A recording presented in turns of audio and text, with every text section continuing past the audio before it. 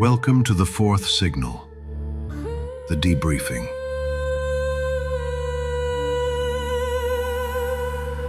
I'm Leah Merswell, and today we're going to slip behind the curtain of episode 1, pulling apart the story, looking at the real history, and asking the big question. Where does fact end and speculation begin? In this first deep dive, we're talking La Cueva de los Tallos and the expeditions that made it famous.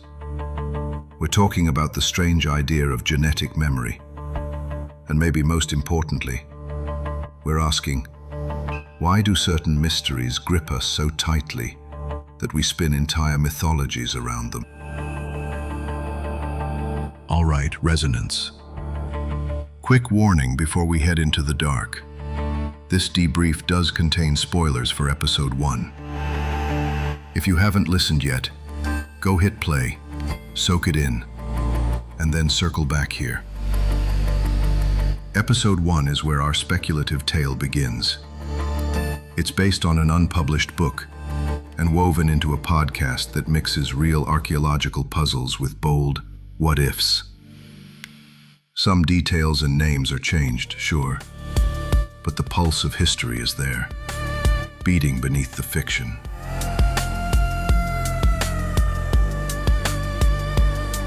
Here's what we're doing in these debriefs. Pulling apart the story and saying, okay, this part is verified fact, and this part is speculation. This isn't doctrine. It's an invitation to wonder. Call it investigative imagination. We're connecting dots that officially don't connect. And we're asking, but what if they actually do? You've probably heard the whispers before, that humanity isn't exactly what we've been told in textbooks, that somewhere, buried under myths, symbols, and maybe even DNA itself, there's a secret waiting to be uncovered. And if you've heard the episode we're breaking down today, you know what I'm talking about. It's not just cool sci-fi audio.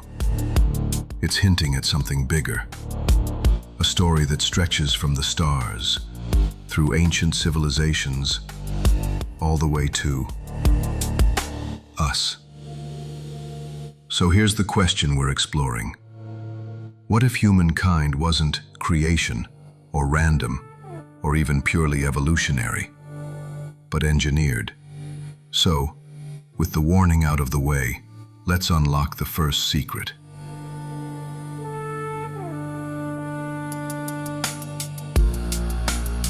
Let's start with what we know is real.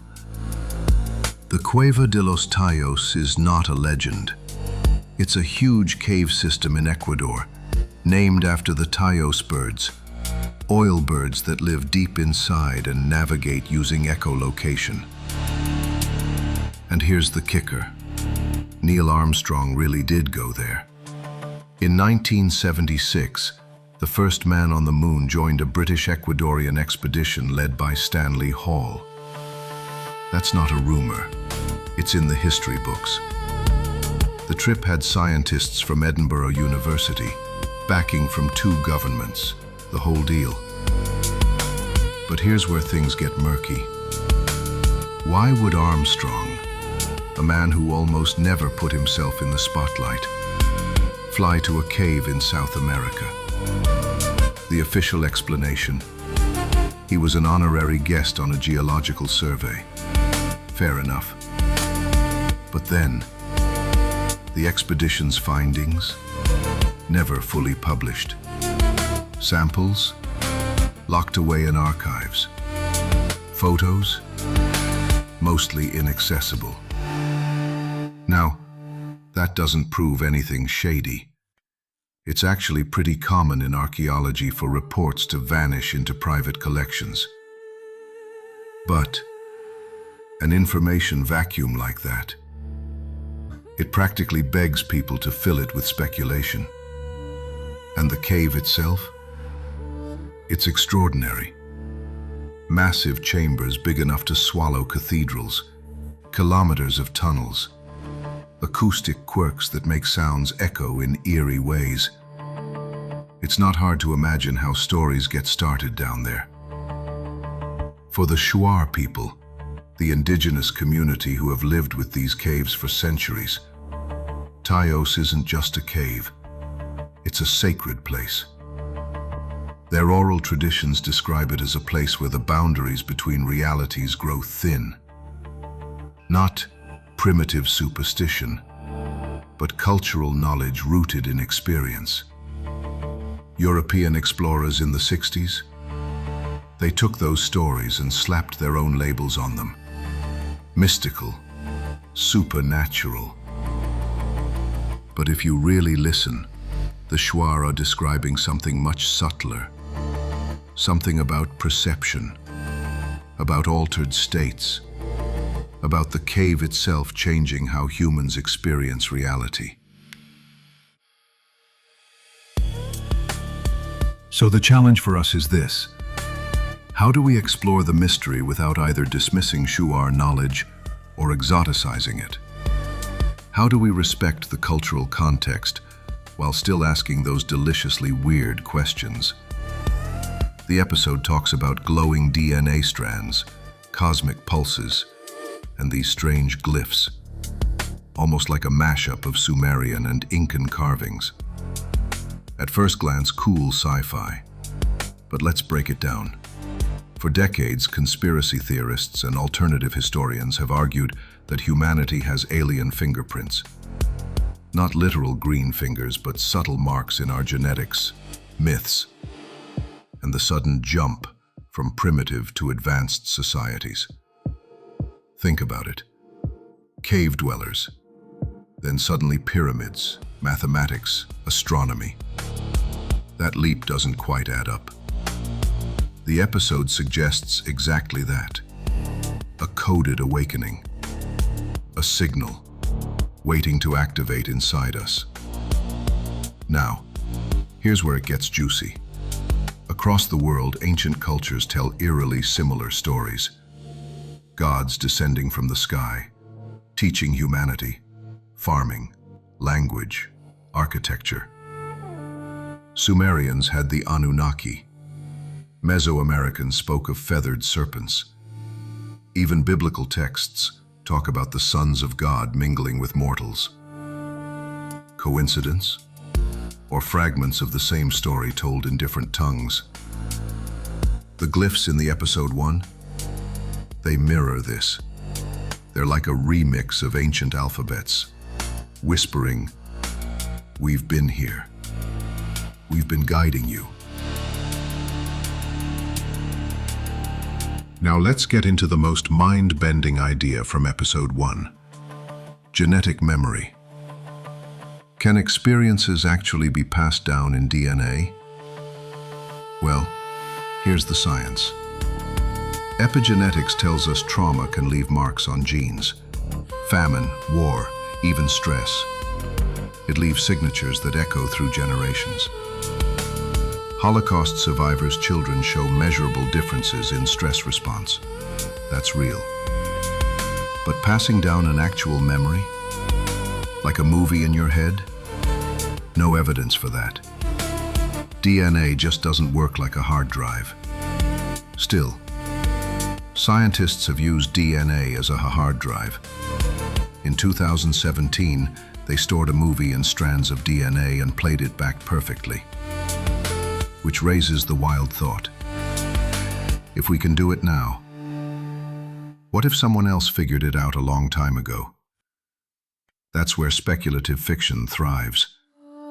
Maybe junk DNA isn't junk at all. Maybe it's a locked archive we just don't know how to read yet. Important line in the sand, though.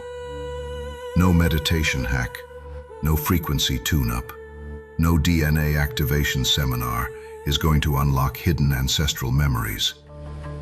That's not science, it's snake oil. But the bigger what if is still worth asking. If DNA could hold data, how would we even begin to read it? And if we did, what would it mean for privacy, for history, for who we think we are. That's exactly the sci-fi theory behind this podcast, that humanity's next step isn't AI or colonizing Mars. It's already inside us. A switch, a signal, waiting.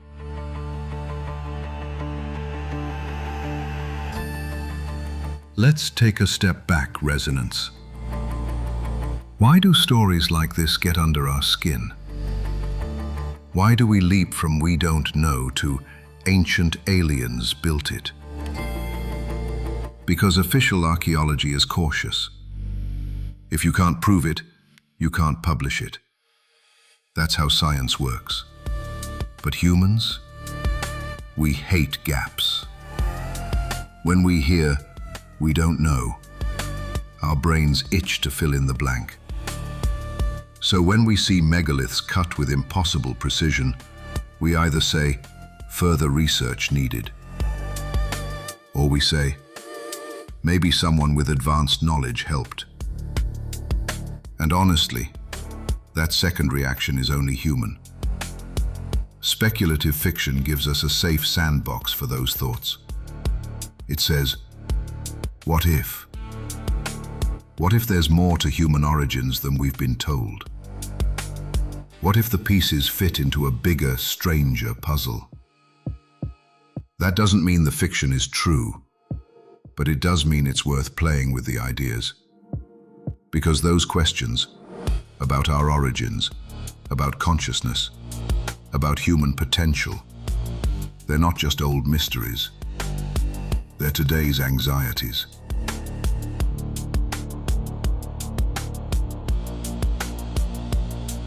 So where does that leave us? Episode 1 takes real threads, Teos, Armstrong, DNA, and weaves them into a fictional tapestry. The caves? Real. The expedition? Real. The weird echoes and the genetic junk? Also real. The connections tying them all together? That's where fiction takes the wheel. But that fiction matters. It helps us explore possibilities without pretending they're proven. And of course, here's where the rabbit hole gets deep. If our DNA is a code, who wrote it? If ancient civilizations left warnings, what were they trying to tell us? And if a fourth signal really exists, who's sending it now? Some say secret societies have been guarding this knowledge. Others argue governments know more than they're telling us about contact. And then there are those who believe disclosure is happening slowly, through media, entertainment, even sci-fi like this. Because here's the thing. Fiction is the safest way to hide truth. You put it in a story and people either laugh or lean in closer. So, what do we do with this? Maybe nothing. Maybe it's all just a fun story, cool visuals, and a great conspiracy campfire tale. But maybe it's a reminder that the biggest secrets don't live in classified vaults or deep underground bases. They're in plain sight, carved into stone, written into myths, pulsing inside our own DNA. And maybe, just maybe, the signal's already been sent.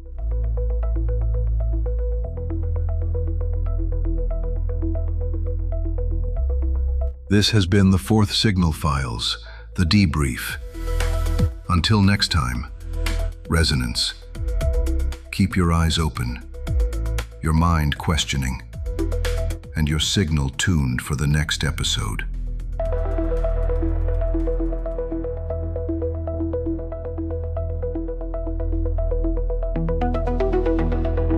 Shadows twist where the starlight fades.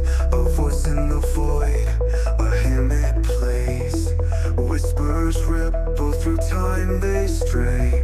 No ground, no sky, just endless gray. Echoes in the abyss, they call.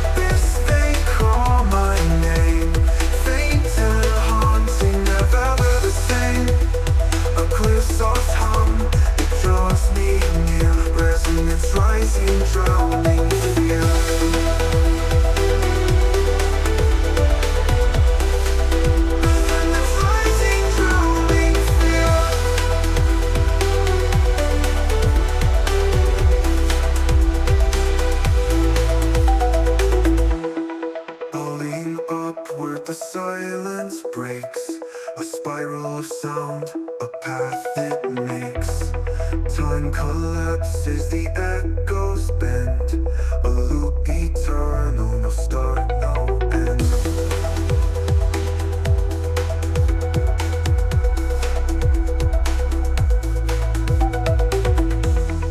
Falling upward, the silence breaks.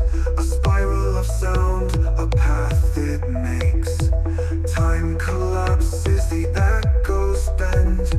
A loop eternal, no start, no end.